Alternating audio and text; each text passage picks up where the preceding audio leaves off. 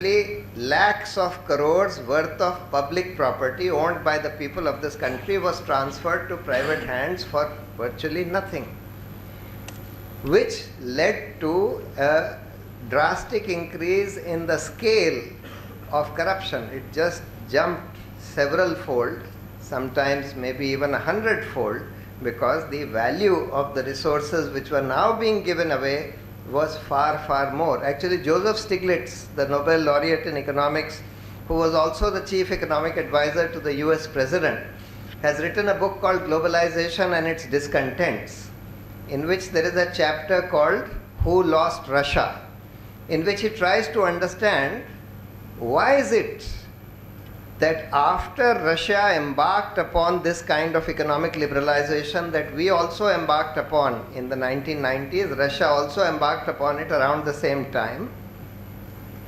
Why is it that suddenly corruption in Russia increased? It was thought that it would decrease, but in fact it increased, with the result that the whole economy of Russia collapsed and Russia became virtually a failed state. So he tries to analyze this, and he says that this happened because of large scale and rapid privatization of public resources. He says that process increased the demand for corruption manyfold, because here were huge assets worth tens of lakhs of crores being suddenly given from the public sector to the private sector, and that therefore increased the race to get these very valuable assets and thereby to bribe their way into getting hold of these valuable assets.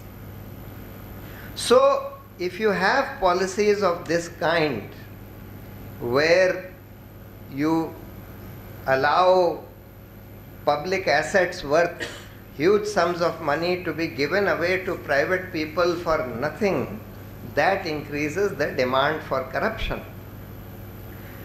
Then there is the supply side of corruption. If you have a robust law enforcement machinery which will ensure that anybody who indulges in corruption, any public servant, any corporate who indulges in corruption, that he will get caught and he will be punished, that then chokes off the supply of corruption. So that is why this whole Jan Lokpal movement was to deal with the supply side of corruption. Why? Because today the enforcement machinery that exists in this country to deal with corruption, to catch hold of corrupt people, is the police, the CBI, the CVC and the judiciary. These are essentially, to some extent, the CAG. CAG is also important because it audits, and that audit sometimes exposes corruption that takes place, as it did in the 2G case or the coal scam case. So these are the important institutions, but ultimately the most important institutions are the police, the CBI and the judiciary, because they are charged with the duty of investigating and thereafter punishing the people who are involved in corruption.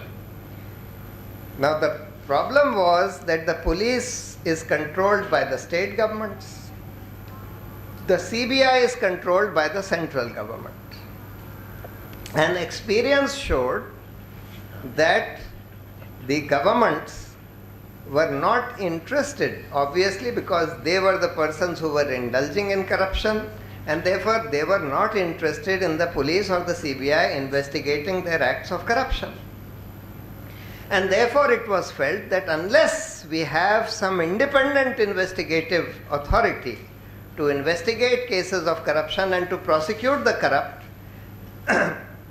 you will not be able to deal with corruption. The Jan Lokpal movement was to form this independent, to ensure that this independent investigative authority is created, which would be totally independent of the government. The problem with the CBI, actually, This problem confronted the Supreme Court in one of the PILs that we had filed, which was on the Hawala, in the Hawala case, where certain diaries of some Hawala dealers were found by the CBI which showed payments to various politicians, but they were not investigating those payments.